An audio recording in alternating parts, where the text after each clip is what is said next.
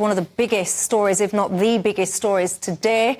I will define it quite simply as every single parent's worst nightmare. Imagine you just take your little one to the park, one of the places that they must be safe, that is. It's a safe haven, that is your child's playground. The very, very last thing you would ever expect to happen is that a man comes over and stabs your child in front of you in broad daylight. One of the children I refer to, even in a pram. It sickens me. My goosebumps are up as we speak. But for now, I want to get the absolute latest on this horrific story. Joining me is Mark White, GB News Home and Security Editor. Mark, good evening. What can you tell us by this? Michelle, we've just had an update from the regional prosecutor in Annecy, this town in the France Alpine region, who has said that there is as yet no motivation that points to terrorism. However, given the nature of this attack, the terrorism prosecutor is overseeing the current investigation.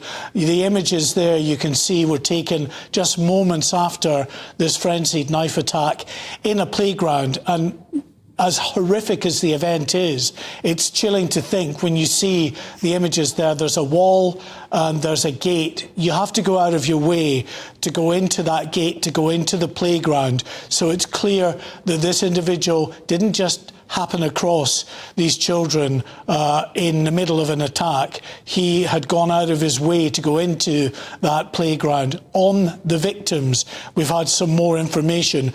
There are 6 people in total who were stabbed, 2 adults and 4 very young children. Now, the 4 young children, we're told that one is a British child, the other is Dutch, and the remaining 2 are both French. The ages range from 22 months. 2 of the children are aged 2, and the final victim is aged just 3 years old. We're told that all 4 of those children have been severely injured and at this time are still critically ill. Of the 2 adults, a 78-year-old man is critically ill, having been stabbed. The other adult that was stabbed is less seriously injured. As far as the alleged attacker is concerned, well, confirmation that he is an asylum seeker, a refugee granted asylum, a Syrian national who went to live in Sweden some 10 years ago and was granted asylum in recent months. Now, according to the French regional prosecutor, he moved from Sweden to France at the back end of last year after separating from his wife, a Swedish national who remains, we're told, back in Sweden with their 3-year-old daughter. So confirmation, he has a 3-year-old daughter, ages basically with one of the victims, and in fact older than 3 of his other alleged victims in this attack this morning. Mark White, thank you very much for that latest update. We will bring you any updates on this story whenever and as soon as we get them.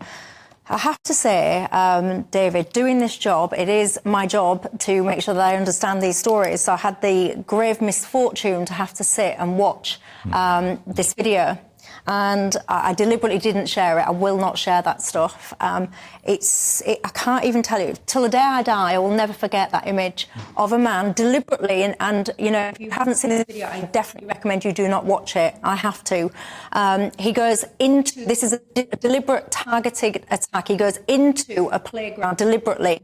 There's a lady, for example, with a pram. She's cornered. She can't go anywhere. There's a wall. And it's just a casual, he kind of wanders over to her. There's screams. And I was struck by so many different things. I was struck by, obviously, the act and how horrific that was. I was struck by how few people seemed to help.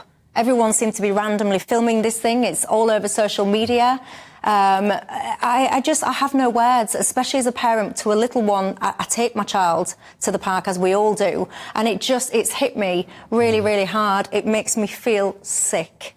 It's absolutely horrific. And when I heard about this, I couldn't believe it. It's almost beyond belief that, as a human being, how can another human being do this to some children, innocent children? Whatever you think. I mean, how can anyone do this to anyone? And that's what I'm thinking about this today. And people obviously were in shock. I imagine that this was going on in a lovely village in the Alps where nothing like this has probably ever happened before. And people go on holiday, they go there to get away from the city. It's lovely, it's got a huge lake. I've been there, it's beautiful, very, very peaceful. Hence there were lots of different nationalities of children at that park at the time. Kevin, your thoughts? Well, I echo what you both said. I wish I hadn't watched the clips online as well, actually. Profound evil, speechless, really. And I was trying to figure out because it's all well and good to sit here, isn't it, on a TV set and go, oh, well, if I was there, I would have done this and I would have done that.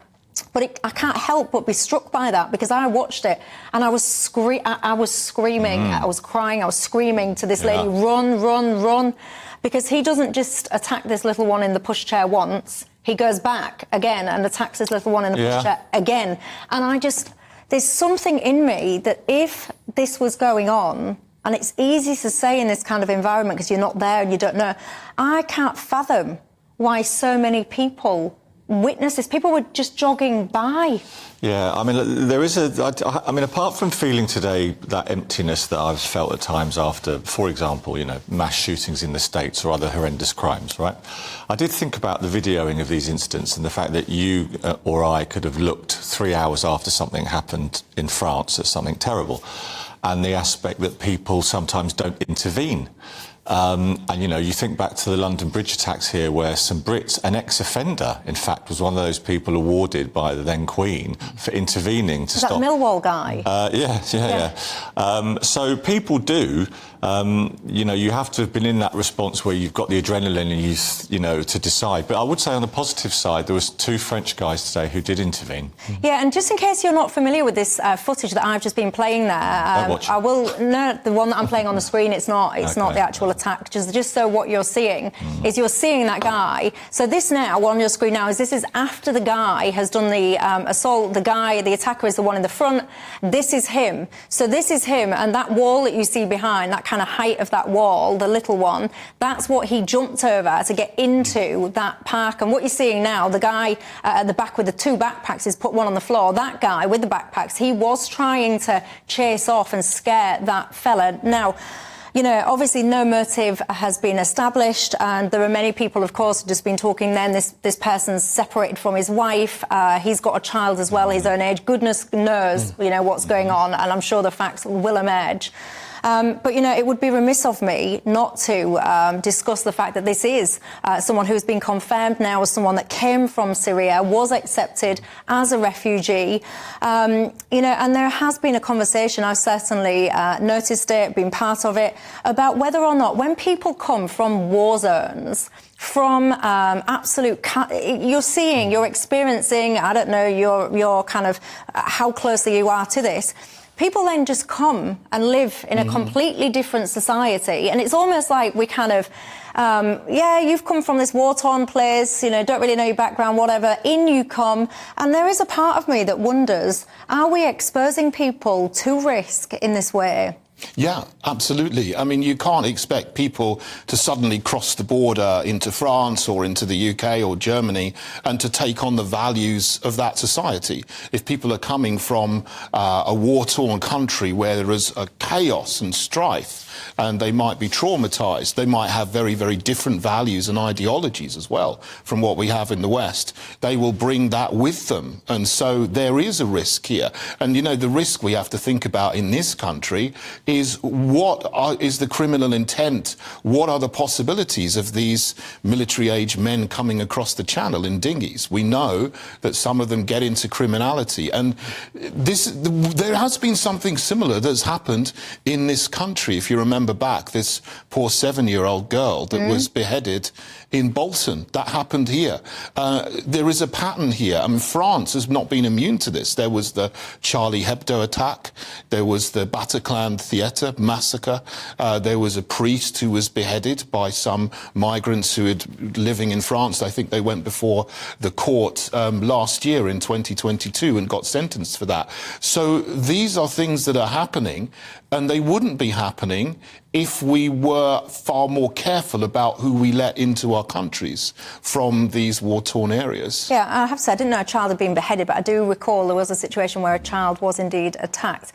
Kevin, what do you make to that? Well, interesting here, because I've got no problem, and I think it's unhealthy if people are not allowed to talk about where people committing these crimes come from, right? Because people then feel that their right to open conversation is curtailed. And also I know that a lot of Brits, whatever their ethnic background, are really nervous about people coming from war-torn conflicts who've seen savage things and coming to live here.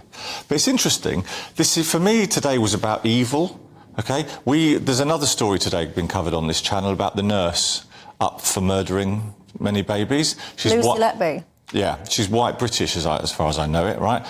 It's evil, right? Evil manifests itself in a whole number of backgrounds. Let me tell you, I can't wait to be able to be unleashed on that particular topic. Indeed, having had a premature baby, but for legal reasons, I haven't been able to get into that one. Right, so that's coming our way, and obviously today, you know, the coverage on this channel has been accurate. She denies the charges, but you see, when you say it's remiss of me to mention that the person is, as I understand it today, they were a legally approved refugee, right? They'd come to France via Sweden with no record to the security services, no history of mental health.